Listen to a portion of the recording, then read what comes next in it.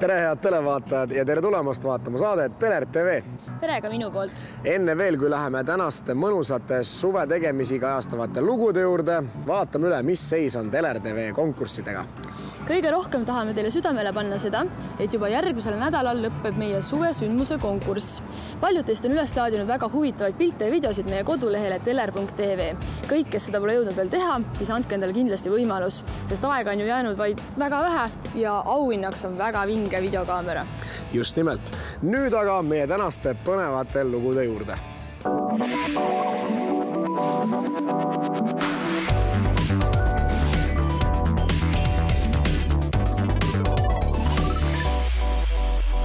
Meie esimest mõnusat suvetööd kajastav lugu räägib jalgratta leiutajatest. Kuigi on ju jalgrattad teadupärast ammu leiutatud, siis mõned mehed on võtnud vaevaks, et seda standardset jalgratta kuju natukene laiendada. Kas tegu on töö, lusti või hoopis hobiga, seda vaadake ise meie järgnevast loost. Head televaatajad, me sõidame liftiga kohe üles 5. korrusele. Ja seda sellepärast, et minna külla ühele lahedale noorele mehele, kelle hobiks on rataste disainimine.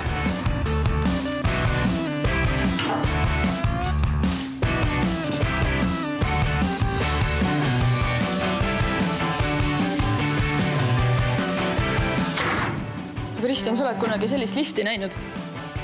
Jaa, ma olen siin maas varem ka käinud.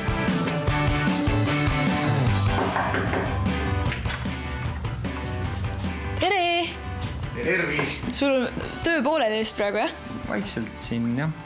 No, kus sul tuli selline idee hakata ise rattaid meisterdama? Kogunes rattaid liiga palju. Esimesed 2 tükki oli kuidagi okei veel, aga kui juba oli 4 ja 5 raam hakkas tulema, siis selgus, et ilmselt tuleb hakata neid ka nagu teistele jagama.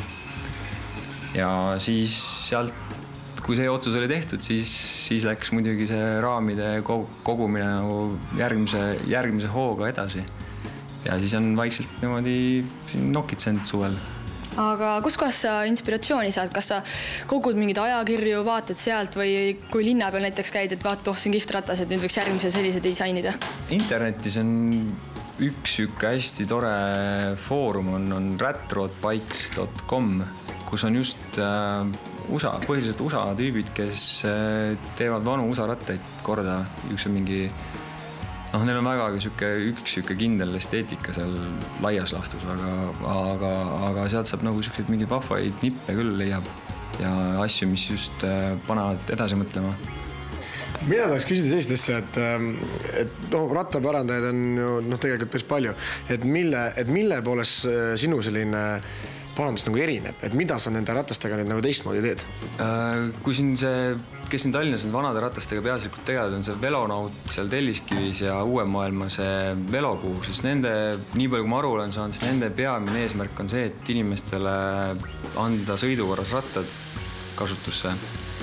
Siis mulle nagu, mul ka alguses oli kuskil sealmaal see mõte, aga siis ma vaatasin, et ma sellega päris ka ei viitsi tegeleda, et tahaks nagu enda mingeid mõtteid ja enda nägemust asjale sisse panna.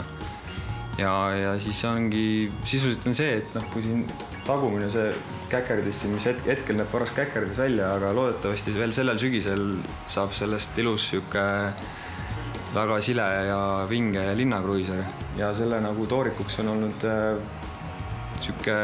mõne aasta taguse teismelise poisi Unelm 2 ja Mordiga Hiina mägiratas, kus sai Mort vahelt välja võetud, sai keskelt tehtud jäikühendus ja siis ma olen siin nüüd üritanud seda raami seal täita, aga siin on kuidagi need töövõtted, mis ühe objekti puhul töötavad, pahatihti kipuvad teise puhul täiesti valed olema, nii et ma panin ta kõrvale natukeseks ajaks. Pigem ei saa sind kutsuda rattaparandajaks, vaid hoopiski uue ratta loojaks.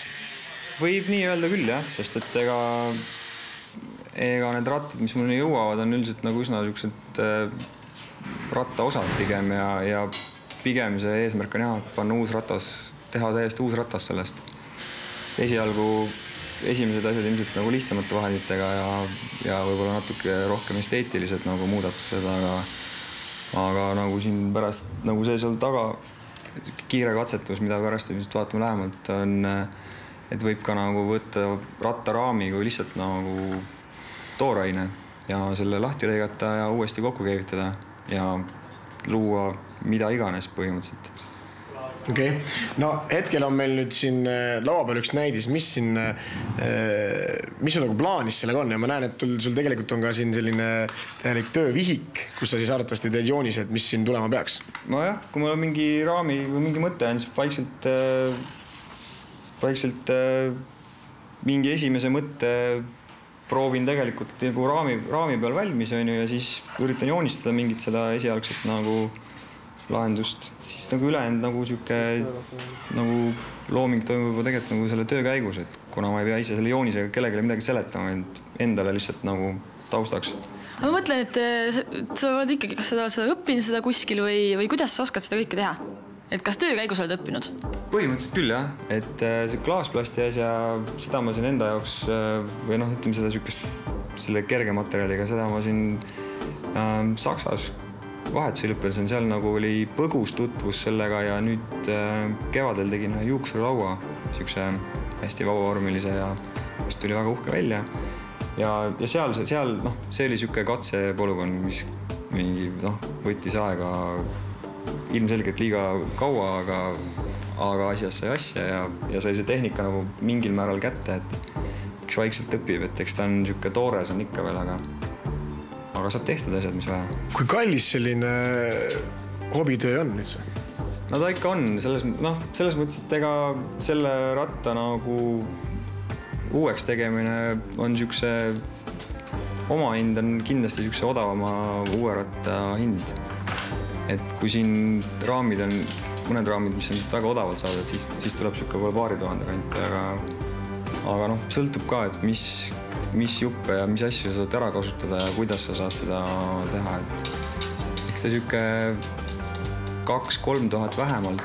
Okay. Aga me tahaks Kristjaniga väga seda ratast näha. Me jah, nägime siin ühte nii-öelda siis, see vist on juba sõidukorras ja täiesti ja valmis või? See on siuke kiire katsetus selles osas, et kui raame kasutada täiesti toorainena, et mis siis saab. Et ühesõnaga 2 naiste ratast on seal, millest jäi üle täpselt nii palju.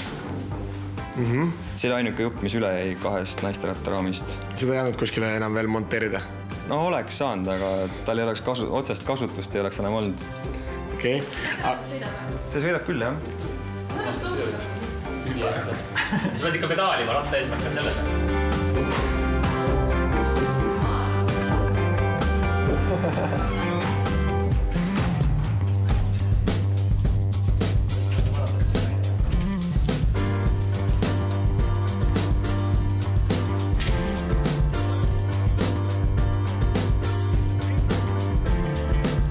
Räägi natuke sellest rattast, kus sul selline idee tuli, et puud kasutada? See mõte on mul päris sammu juba, et oli algul plaanis teha üleni puust. Aga siis ma esimeseks võtsin vähe lihtsamad, mõned jupid ainult. Ja siis ratast oli vaja ja pakiraame, et poest ei hakanud ostma, tahtsin ise teha. Aga kui linnas sõidad sellega, kas inimesed vaatavad ka? Ikka vaatavad, jah. Aga kas niimoodi ei ole, et keegi on tulnud küsima, et issand, sul on nii kihvt ratas, et kuule, kas sa mulle ei teeks sellist? Päris tegema ei ole palutud teha, aga öeldud on küll, et on päris kihvt ratas. Aga no, selles mõttes, et see on üleni, siit on puust, et kas ta nagu mädanema ei lähe või ma ei tea, et oled sa lakkinud seda mingi erilakiga või? Ei, tavalise lakiga sai tehtud ja loodan, et ei lähe. Aga vihma käes seista ei tohi kindlasti niisama? Parem ei jätaks, jah.